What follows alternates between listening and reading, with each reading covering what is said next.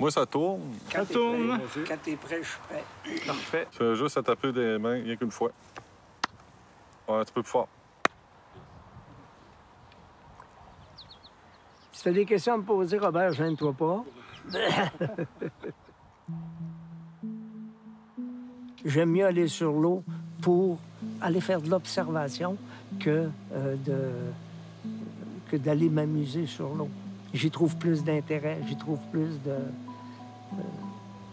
de motivation.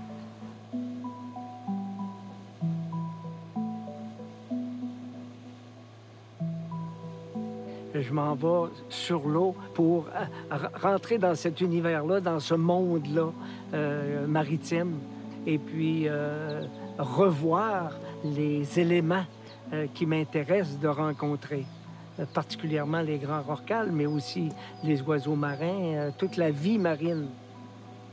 Finalement, je vais assouvir ma passion, tout simplement.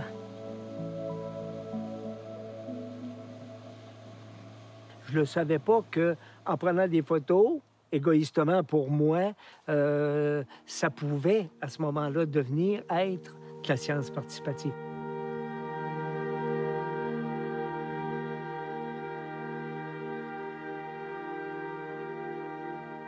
C'est facile pour n'importe qui de pouvoir aller observer des oiseaux, aller observer des orignaux, aller observer des chevreuils.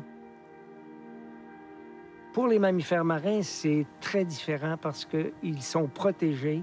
Et puis, pour s'en approcher, il faut être sous la couverture de scientifiques ou de stations de recherche pour pouvoir le faire. Ça limite énormément à ce moment-là le nombre de cétologues amateurs parce qu'il faut qu'il ait la permission et des façons d'approche qui respectent les animaux.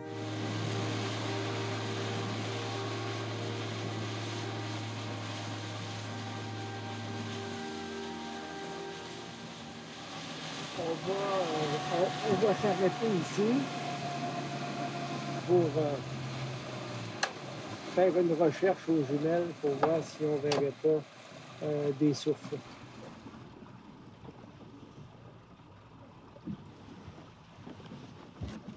On fait du repérage et puis on les cherche. On n'en trouve pas. Et à un moment donné, hop, là-bas, on en voit une. On voit le premier souffle. C'est excessivement excitant.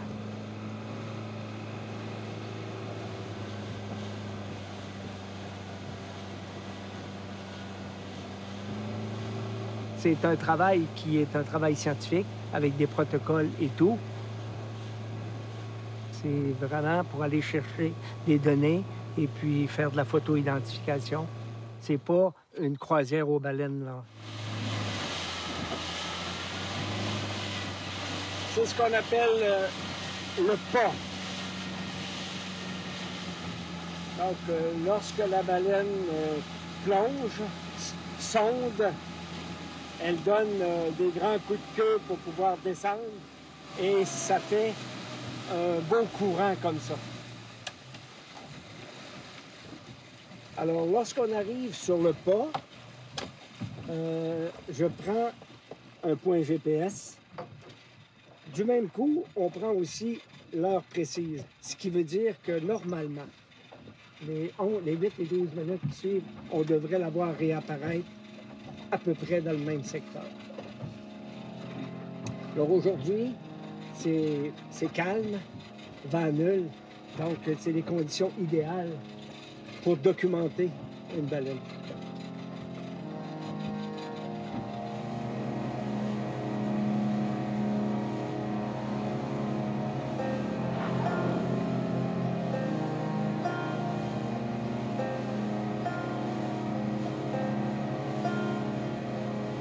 Je dois être toujours à peu près au maximum le tiers de l'animal. Sa respiration, elle est impressionnante. Alors, on peut percevoir par sa respiration que c'est un animal qui est gros, qui est puissant.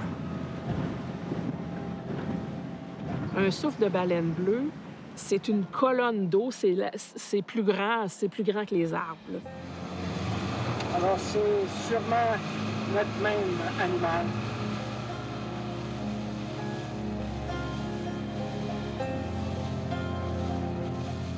Elle est belle, elle est belle. C'est grand comme 3 autobus scolaires. C'est le plus gros animal sur la planète et de loin. Quand on regarde les autres cétacés, on a la baleine bleue là, sur une carte, là, puis les autres baleines sont peut-être le 2/3 de la taille de la baleine bleue. Donc, c'est énorme.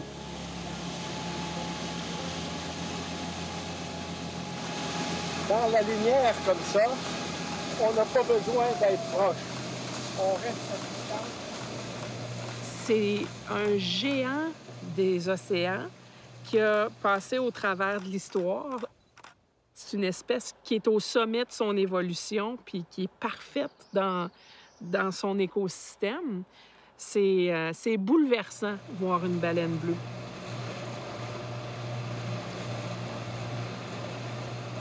Tout à l'heure, on est passé ici. Quand même, bon, peut-être on était à 18 nœuds. Et vois-tu, on a passé et on n'a rien vu. Alors,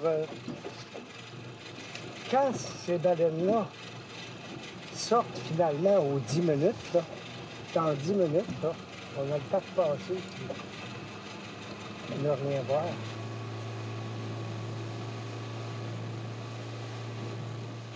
Dans le secteur ici, j'ai déjà vu en une journée 24 orcales bleus différents. Possiblement que c'est l'effet du courant du Labrador qui apporte ici, finalement, du krill, des nutriments. Ce serait l'explication pour avoir un secteur avec beaucoup de baleines.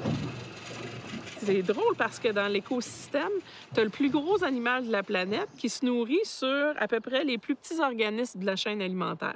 Ça mange du krill, donc c'est une sorte de crustacé marin là, qui est maximum long comme ça. Puis ça en mange des très, très grandes quantités. Il y a le phytoplancton qui est la base de tout, les plantes en fait.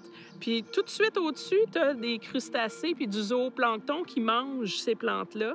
La baleine bleue, elle mange à ce niveau-là. Elle va pas manger de poissons, elle va pas manger de plus grands organismes. Elle a décidé de manger à ce niveau-là de la chaîne alimentaire, ce qui fait qu'il faut qu'elle mange des quantités phénoménales de plancton pour survivre puis pour satisfaire à ses besoins énergétiques. Mais il y a des scientifiques qui pensent qu'elle fait ça par souci justement de gain énergétique. Manger au niveau où il y a vraiment beaucoup de biomasse. Au lieu de devoir chasser des poissons qui sont peut-être en quantité ou en proportion moins importants. 4 belles bleues dans le secteur. Écoute, d'une seule shot, là, il y en avait tout le tour. Des fois, en ne bougeant pas, écoute, on a la chance, ils viennent autour comme ça. Là. Magique, absolument magique.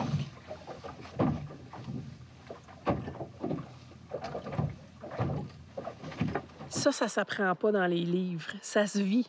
Puis l'expérience que René a à pouvoir anticiper les comportements, les mouvements des baleines, d'être capable de vivre au rythme de ces baleines-là, de comprendre leur comportement, puis de s'arrimer à ça pour pouvoir être juste assez proche pour avoir le plus d'informations scientifiques possible, mais juste assez loin pour permettre que ça perdure. C'est un art, là. On n'apprend pas ça à l'université. Ça se vit sur le bateau.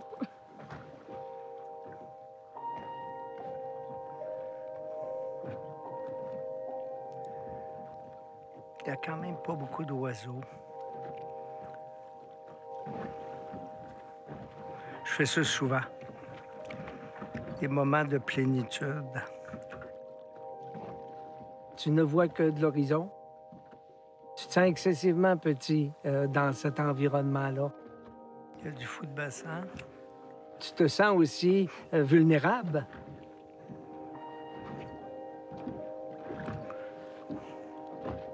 Plus tu y es, plus tu y es souvent, plus tu y es longtemps, plus tu fais confiance à ce moment-là, à cet environnement-là, plus tu le contrôles, entre guillemets, parce qu'à ce moment-là, tu le connais.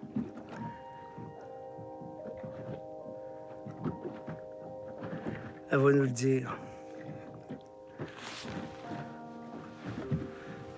Elle sait nous avertir de sa présence.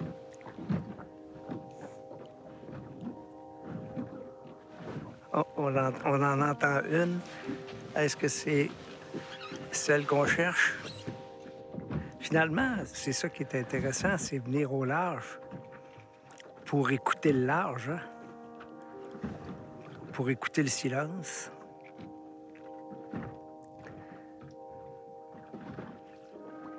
Bien, c'est étonnant qu'il y ait autant de vie, puis de grosses vies, aussi près de nous, puis on peut ne même pas le savoir. Ils sont tout près, finalement. Hein? Ils sont juste en dessous de nous.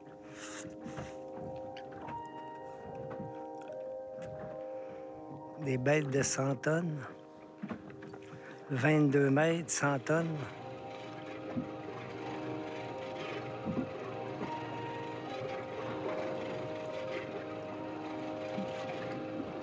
Elle a plusieurs respirations. Parce qu'on est à distance. Parce qu'on ne la dérange pas.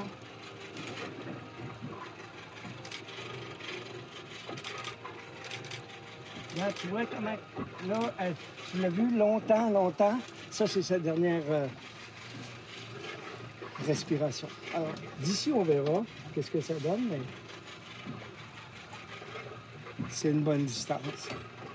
J'ai eu cette chance-là de rencontrer surtout des rorquals bleus. Dans le secteur où j'en ai le plus fait, c'est principalement du rorqual bleu qu'on rencontre. C'est le bon côté. OK, tu peux arrêter. Parce que la nourriture attire cette espèce-là. Alors, le rorqual bleu est devenu, évidemment, ma baleine préférée. Parfait. Yes! C'est le bon côté, le côté qui me manquait. Amené jusqu'à maintenant, j'ai colligé 238 individus. Fait qu'elle est cannée, comme on dit. On parle qu'il y en a à peu près 250 qui rentrent dans l'estuaire ou dans le golfe ici. C'est une chose que de rencontrer un individu, mais on peut le rencontrer aussi 10 fois, cet individu-là. Là, je parle de 238 individus, mais de rencontres de rorqual bleu, j'en ai beaucoup. Ça, c'est pas les mêmes qu'on a ici. Alors, ceux-là sont intéressants parce qu'il y en a deux.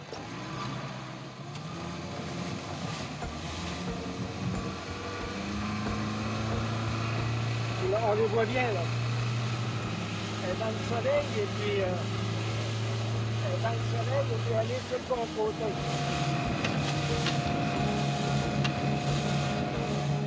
Quand on étudie les mammifères marins, surtout les espèces en voie de disparition ou en danger, c'est important de savoir où est-ce qu'elles se trouvent. Quand est-ce qu'elles vont arriver ici, si c'est des espèces qui font des grandes migrations, comme les baleines bleues, les baleines noires. Savoir où est-ce qu'elles sont, c'est une chose. Ensuite, prendre des photos pour savoir qui sont ces individus-là, parce qu'on peut les identifier à l'individu avec certaines marques caractéristiques qu'elles vont avoir sur leur corps. Ah, l'autre est plus loin. Je croyais qu'ils pouvaient être ensemble, mais tu vois, l'autre est beaucoup plus loin. Diffuser l'information sur les baleines puis partager la passion, un peu comme Cousteau faisait. Cousteau nous amenait avec lui en plongée, puis il disait on protège ce qu'on aime puis on aime ce qu'on connaît.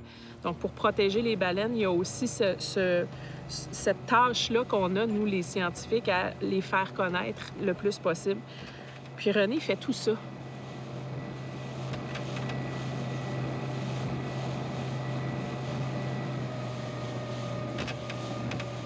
Un environnementaliste comme moi qui n'est pas très pro-pétrole, je suis obligé d'avoir de l'équipement qui mange du gaz. Hein. Je suis obligé d'avoir un VUS pour transporter ce bateau-là. Je suis obligé d'avoir un bateau assez performant et assez gros pour pouvoir aller à leur rencontre. Alors, ça brûle beaucoup de pétrole et ça coûte très cher. Mais bon, c'est le prix à payer pour ma maladie, finalement.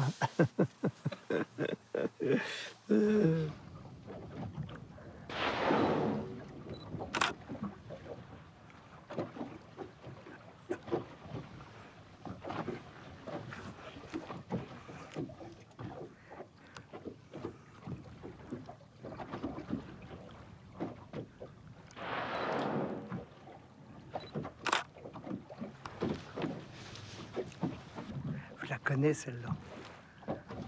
Je l'ai eue avant hier. Souvent, il y a une marque distinctive qui va te la faire reconnaître. Un autre. Un autre.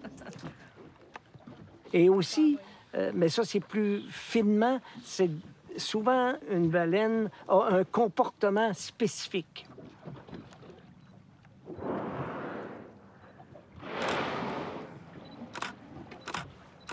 Parce qu'elle a plus de sensibilité, parce qu'elle est plus peureuse ou elle est plus curieuse à ce moment-là, plus active aussi.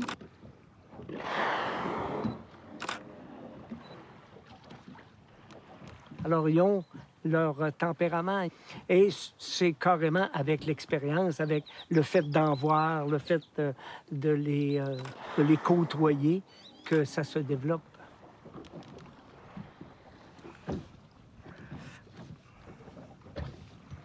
C'est particulier. Que des bleus, que des rorquals bleus. Les baleines, dans les baleines les plus rares au monde, et puis ici, ce n'est presque que ça. On est vraiment chanceux. De là l'importance de protéger le milieu. C'est dommage, ça s'en va dans le soleil. Moi, ça me sensibilise à la problématique de ces animaux-là, la problématique de l'environnement, les dangers, finalement, de l'activité humaine sur ces espèces-là, en plus, qui sont menacées. On s'aperçoit bien qu'ils ont énormément de dérangements par les humains, par l'activité humaine.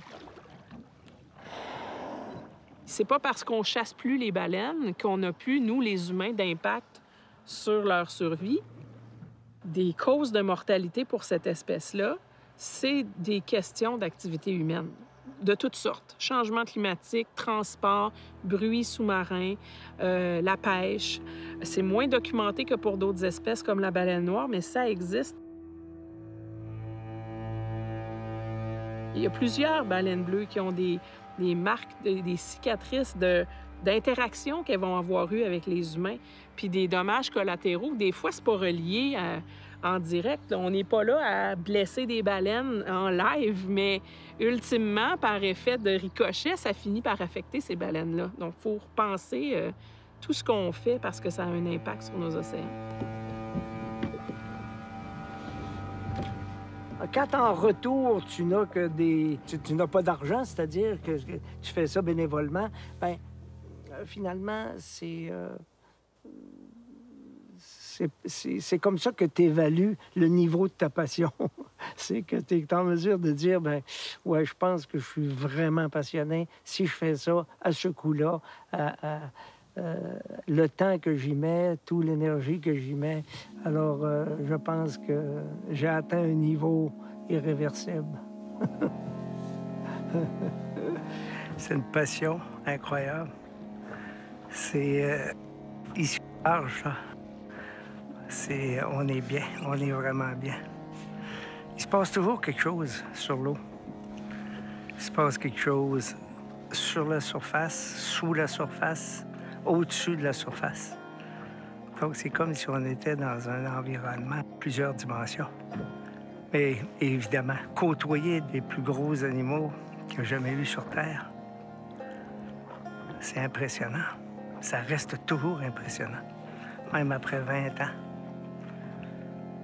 J'ose même pas penser le jour où je vais arrêter de faire ça.